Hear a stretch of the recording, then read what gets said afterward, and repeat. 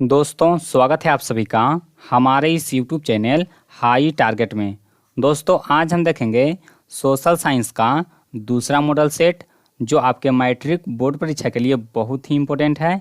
और दोस्तों इसमें भी हम लोग 25 इम्पोर्टेंट क्वेश्चन देखेंगे, तो आप लोग इस वीडियो को शुरू से अंत तक जरूर देखें और बताएं कि 25 प्रश्न में कितने प्रश्न आपको पहले से याद हैं। तो चलिए हम लोग पहला क्वेश्चन से वीडियो को स्टार्ट करते हैं। जल्दी से वीडियो को लाइक कर दीजिए और अगर आप लोग चैनल पर नए हैं तो चैनल को भी सब्सक्राइब कर लीजिए। तो चलिए देखते हैं पहला क्वेश्चन। देखिए कहता है सांप्रदायिक राजनीति आधारित होती है। दोस्तों सांप्रदायिक राजनीति आधारित होती है, किस पर आधारित होती है? तो देखिए आपको ऑप्शन दिया हुआ है, ए में धर्म पर, बी है जाति पर, सी है क्षेत्र पर और डी है इनमें से कोई नहीं। तो दोस्तों इसका जो सही आंसर है वो है धर्म पर, यानी कि सांप्रदायिक राजनीति किस पर आधारित होती है? तो धर्म पर आधारित होती है। चलिए उसके बाद देखते हैं दूसरा प्रश्न को। देखिए दूसरा प्रश्न कहता है निम्नलिखित उद्योगों में से कौन सी कृषि पर आधारित नहीं है, यानी कि कौन सा उद्योग कृषि पर आधारित नहीं है, ये आपको ऑप्शन देखकर बताना है। तो देखिए आपको ऑप्शन दिया हुआ है सूती वस्त्र, उसके बाद दिया हुआ है सीमेंट, उसके बाद है चीनी और उसके बाद है जूट वस्त्र। तो दोस्तों इसमें से कौन सा उद्योग कृषि पर आधारित नहीं है? तो हमारा उत्तर हो जाएगा सीमेंट, यानी कि सीमेंट उद्योग है वो कृषि पर आधारित नहीं है।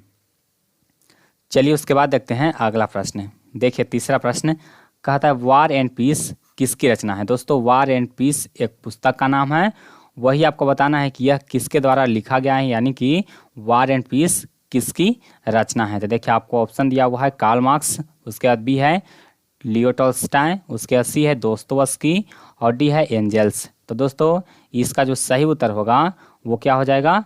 Leo Tolstoy. दोस्तों वार एंड पीस किसकी रचना है? तो लियो टॉल्स्टॉय की, यानी कि ऑप्शन भी हमारा बिल्कुल सही है। चलिए उसके बाद देखते हैं अगला प्रश्न। देखिए कहता है चावल है। दोस्तों चावल क्या है? खरीफ फसल है, रबी फसल है या फिर जायद फसल है? तो यही आपको बताना है। तो देखिए जो चावल है वो कैसा फसल है? तो खरीफ फसल है। कैसा है? खरीफ फसल है। तो हमारा उत्तर क्या हो जाएगा? ऑप्शन ए हो जाएगा खरीफ। चलिए उसके बाद देखते हैं अगला प्रश्न। देखिए पांचवा प्रश्न ये भी मोस्ट इंपोर्टेंट है। देखिए कहता है नई आर्थिक नीति में किसे सम्मिलित नहीं किया गया है? दोस्तों कहता है कि नई आर्थिक नीति में किसे सम्मिलित नहीं किया गया है? तो देखिए आपको ऑप्शन दिया हुआ ए में नियंत्रित अर्थव्यवस्था, बी है उदारीकरण, सी है वैश्वीकरण और डी है इनमें से कोई नहीं। तो दोस्तों नई आर्थिक नीति में नियंत्रित अर्थव्यवस्था को नहीं शामिल किया गया। इसको आप लोग याद रखें, किसको नहीं शामिल किया गया है? नियंत्रित अर्थव्यवस्था को, यानी कि ऑप्शन ए हमारा बिल्कुल सही आंसर है। चलिए उसके बाद देखते हैं अगला प्रश्न। देखिए छठा प्रश्न कहता है सौर ऊर्जा निम्नलिखित में से कौन सा संसाधन है? दोस्तों सौर ऊर्जा यानी कि जो सूर्य से हमें ऊर्जा प्राप्त होती है वो कौन सा संसाधन है? तो दोस्तों यह नवीकरणीय संसाधन है। तो हमारा उत्तर क्या हो जाएगा? ऑप्शन बी हो जाएगा नवीकरणीय। चलिए उसके बाद देखते हैं सातवां प्रश्न। देखिए कहता है WTO यानी कि विश्व व्यापार संगठन की स्थापना किस वर्ष की गई? तो देखिए दोस्तों WTO की स्थापना कब की गई? तो 1995 ईस्वी में की गई। तो हमारा उत्तर क्या हो जाएगा? ऑप्शन ए हो जाएगा। और दोस्तों एक प्रश्न आपके लिए है कि आपको बताना है कि WTO का पूरा नाम क्या है, यानी कि WTO का फुल फॉर्म क्या होता है। दोस्तों अगर आप लोग WTO का फुल फॉर्म जानते हैं तो जल्दी से आप लोग अपना आंसर कमेंट बॉक्स में दीजिए कि WTO का फुल फॉर्म ये होता है। तो दोस्तों कमेंट करना बिल्कुल भी ना भूलें। अगर आप लोग नहीं जानते हैं तो आप लोग कमेंट में पूछिए, हम आपका आंसर आपको बता देंगे। चलिए उसके बाद देखते हैं आठवां प्रश्न। देखिए कहता है Tata iron and steel company की स्थापना की गई। दोस्तों Tata iron and steel company की स्थापना कब की गई? तो देखिए आपको ऑप्शन दिया हुआ 1854, 1907, 1915, 1923। तो दोस्तों Tata iron and steel company, इसी को टिस्को कहा जाता है। दोस्तों टिस्को की स्थापना कब हुई? तो 1907 ईस्वी में। किसके द्वारा की गई? तो जमशेद जी टाटा के द्वारा झारखंड में इसकी स्थापना की गई। तो इसको आपको याद रखना है। चलिए उसके बाद देखते हैं नौवां प्रश्न। देखिए कहता है किसने कहा संसाधन होते नहीं बनते हैं? दोस्तों संसाधन होते नहीं बनते हैं यह किसके द्वारा कहा गया है? तो दोस्तों हमारा उत्तर होगा जिमरमैन, यानी कि यह जिमरमैन के द्वारा कहा गया है। तो हमारा उत्तर क्या हो जाएगा? ऑप्शन ए हो जाएगा। चलिए उसके बाद देखते हैं 10वां प्रश्न। देखिए कहता है इनमें से कौन संस्थागत वित्त का साधन है? दोस्तों कहता है इनमें कौन संस्थागत वित्त का साधन है? यानी कि दोस्तों वित्त मतलब होता है लोन लेना, यानी कि जो वित्त कहने का मतलब हुआ लोन लेना, यानी कि किसी से कुछ उधार लेना, कुछ रुपया उधार लेना, यानी कि लोन जिसको आप समझ सकते हैं। तो यहाँ पर कहा गया है कि संस्थागत, यानी कि संस्था के द्वारा वित्त का साधन है। तो दोस्तों संस्था के द्वारा वित्त का साधन क्या हो जाएगा? यहाँ पर हो जाएगा व्यावसायिक बैंक, यानी कि ऑप्शन ए हमारा ऑप्शन सी हमारा बिल्कुल सही आंसर है। और यहीं पर आपको अगर पूछ दिया जाए कि गैर संस्थागत, यानी कि उसका कोई संस्था नहीं है फिर वहाँ पर हमको वित्त मिल जाता है, तो गैर संस्थागत वित्त का साधन कौन हो जाएगा? तो यहाँ पर सेठ साहूकार और रिश्तेदार हो जाएगा, यानी कि हम लोग रिश्तेदार से भी ले सकते हैं या फिर सेठ साहूकार से भी ले सकते हैं। तो इसको आपको याद रखना है। कहेगा गैर संस्थागत तो आपको सेठ साहूकार रिश्तेदार हो जाएगा, और कहेगा कि संस्थागत तो संस्थागत हो जाएगा व्यावसायिक बैंक। तो इसको आपको इस तरह से क्लियर करना है। चलिए उसके बाद देखते हैं अगला प्रश्न। देखिए 11वां प्रश्न कहता है राष्ट्रीय विकास परिषद का गठन कब हुआ था? दोस्तों राष्ट्रीय विकास परिषद का गठन कब हुआ था?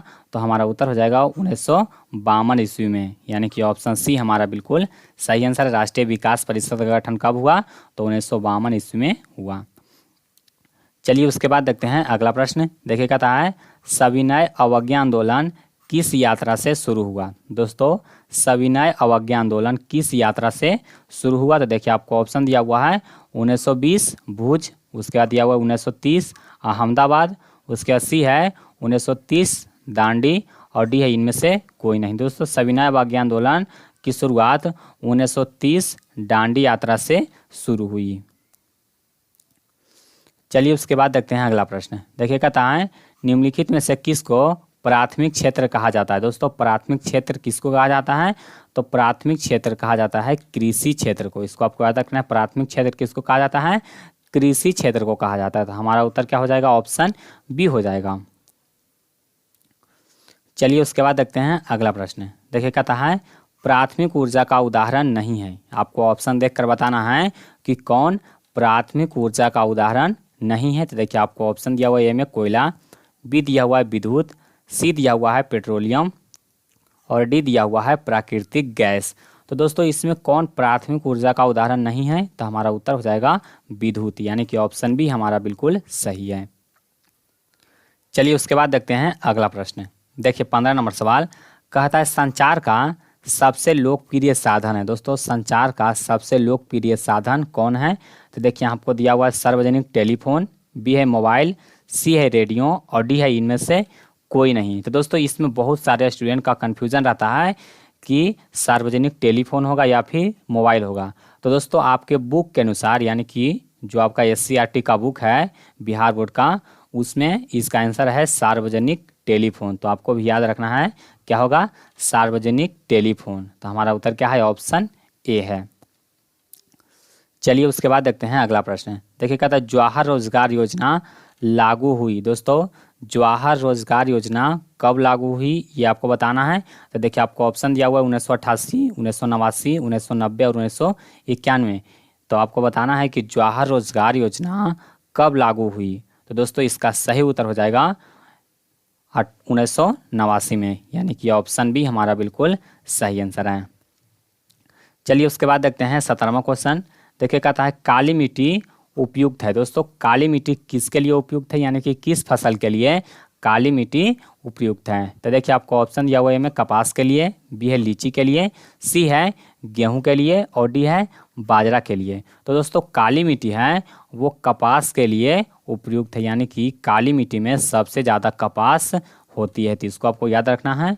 अब देखिए एक प्रश्न इसमें और पूछा जाता है कि काली मिट्टी का दूसरा नाम क्या है? दोस्तों काली मिट्टी को ही रेगुर मिट्टी कहा जाता है। तो इसको भी आपको याद रखना है। कह देगा कि कपास के लिए कौन सी मिट्टी उपयुक्त है, आपको काली मिट्टी न दे करके रेगुर मिट्टी रहेगा, तो आपका उत्तर रेगुर मिट्टी होगा, यानी कि काली मिट्टी को ही रेगुर मृदा भी कहा जाता है।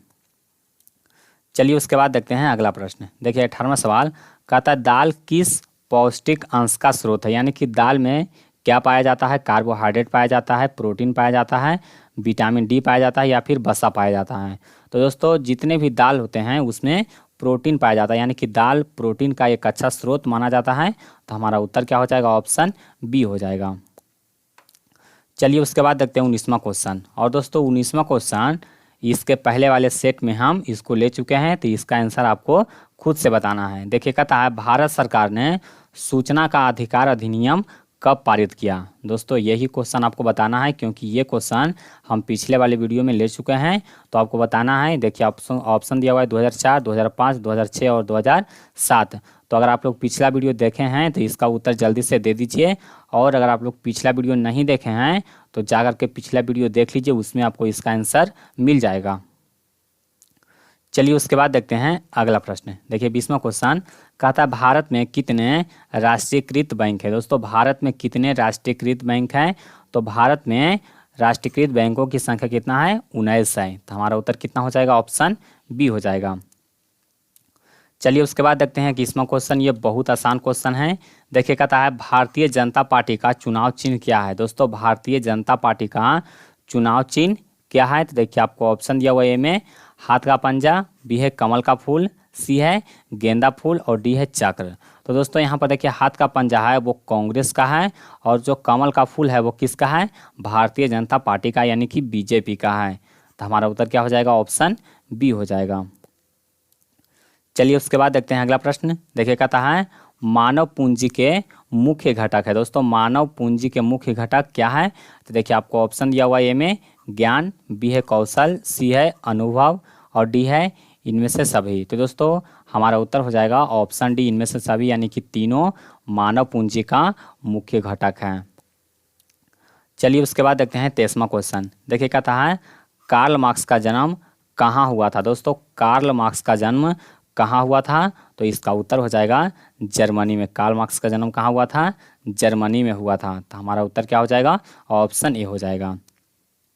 चलिए उसके बाद देखिए 24वां प्रश्न। ये प्रश्न आपके एग्जाम में बहुत बार पूछे जा चुके हैं, इसलिए इस प्रश्न को अच्छी तरह से याद कर लीजिए। देखिए कहता है सेफ्टी लैम्प का आविष्कार किसने किया? दोस्तों सेफ्टी लैम्प का आविष्कार किसने किया? तो हमारा उत्तर होगा हम्फ्री डेवी। किसने किया? हम्फ्री डेवी ने, यानी कि हमारा सही उत्तर क्या है? ऑप्शन सी है। चलिए उसके बाद देखते हैं 25वां क्वेश्चन। देखिए 25वां प्रश्न भी मोस्ट इंपोर्टेंट है। देखिए कहता है नोबेल पुरस्कार से सम्मानित बांग्लादेशी अर्थशास्त्री हैं, यानी कि कौन से बांग्लादेशी अर्थशास्त्री हैं जिनको नोबेल पुरस्कार से सम्मानित किया गया है? तो देखिए आपको ऑप्शन दिया हुआ, ए में प्रोफेसर इकबाल यूनुस, उसके बाद बी है मोहम्मद इकबाल यूनुस, सी है प्रोफेसर मोहम्मद यूनुस और डी है मोहम्मद शफीक यूनुस। तो दोस्तों हमारा उत्तर हो जाएगा प्रोफेसर मोहम्मद यूनुस, यानी कि ऑप्शन सी हमारा बिल्कुल सही आंसर है। तो दोस्तों उम्मीद करता हूँ कि ये वीडियो आपको पसंद आया होगा, और अगर आपको वीडियो पसंद आया तो वीडियो को लाइक कीजिए, इसको अपने दोस्तों में ज़्यादा से ज़्यादा शेयर कीजिए, इसको सभी व्हाट्सएप ग्रुप में शेयर कर दीजिए। और अगर आप लोग इस चैनल पर नए हैं तो चैनल को भी सब्सक्राइब करके बेल आइकन को दबा लीजिए, ताकि आपको वीडियो का नोटिफिकेशन मिलता रहे। और दोस्तों पिछला वीडियो नहीं देखे हैं तो जा करके चैनल के प्लेलिस्ट में पिछला वीडियो देख लीजिए,